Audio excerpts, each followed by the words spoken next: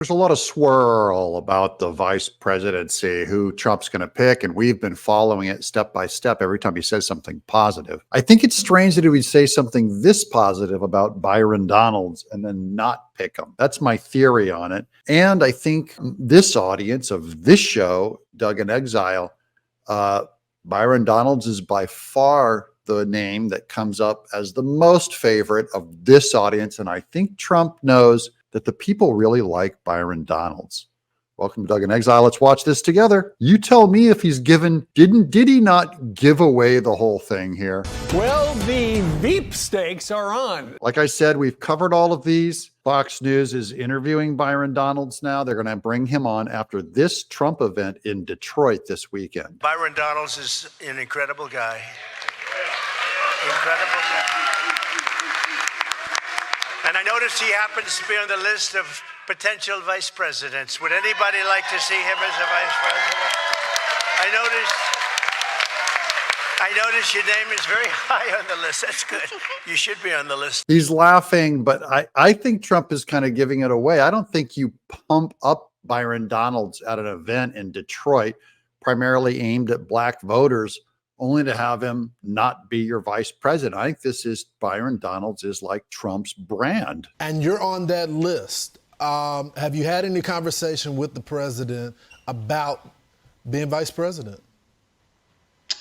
Maybe not. I'm not gonna tell you guys that. Oh, well played. I'm gonna keep that to myself. Yeah, he's going to keep it to himself, but I'll answer it for you. Yes, he has had that conversation. I don't think that means that he's had the conversation of, yes, you're in. But we already know he's had the conversation. We already know that they've been vetting him too, and he's being coy on it. Look, I think President Trump's going to make a great decision, but obviously it's his decision alone. I'm just going to do my job, campaign for him, work hard for him, because the country needs him back as president. It's that simple. We'll see what happens by the time we get to the convention. Byron Donalds is the candidate on that VP list, which we've seen with Doug Burgum, Elise Stefanik, J.D. Vance, who's great. But J.D. Vance, I think, and Byron Donalds are the top two. I'm just purely guessing and speculating, but Trump has spent the most time with Byron Donalds. That means he's most comfortable with him. And one of the guys that you want to take with you to the White House isn't just someone who will help you win, but you want someone who you want to spend time with, 4 years with. Have you, are you being vetted? Have they asked you to give them up paperwork and stuff like that? Oh, you guys don't stop with the questions. Well, I'm just curious. Maybe. How about yes? We already know he was on the list of people.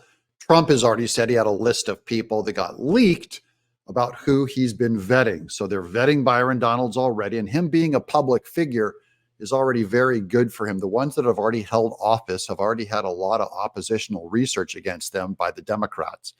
So when they end up running with President Trump, you know, they don't have some really weird skeleton in their closet. That's your answer, Byron, maybe. what is the plan if he does choose you or Marco Rubio, considering a president and a vice president are not supposed to be from the same state? Would you have to move? Would you have to give up your seat? And so this is the biggest problem with Trump picking Byron Donalds or Marco Rubio, but it's already been baked into the cake that the vice president candidate would have to give up their seat in office. And they would have to move. Here's Byron Donalds on it. And I'm just saying he's so clear on this plan that he's obviously already worked it all out. We've been down this road before. I think the last time was with Dick Cheney and George W. Bush. And so I think you would have to look at residency and figure out how you manage that. But, you know, it's at that point, the question is, are you going to agree to join the president on the ticket and work hard through the next couple of months to win back the White House? I find that to be a tremendous honor. So when that decision has to be made, I'll make it accordingly and we'll move forward. I find that to be a tremendous honor. It's as if he already knows and has already worked it out. I think I'm getting ahead of him, and I think I'm probably getting ahead of Trump on this one. But I just wanted to make sure that if Trump does pick Byron Donalds, that we have covered every step of that path. You'll be able to look back, whichever VP picked Trump, the Trump picks, you will have lots of videos to look back on us speculating all along the way. And we'll probably do a mashup of us following their path all the way to the White House. Huge thumbs up from me on Byron Donalds. But what do you think?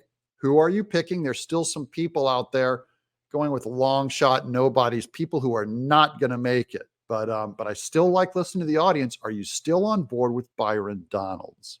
Anyone out there who would not go for Byron Donalds? Let me know in the comments below. I'm Doug in Exile.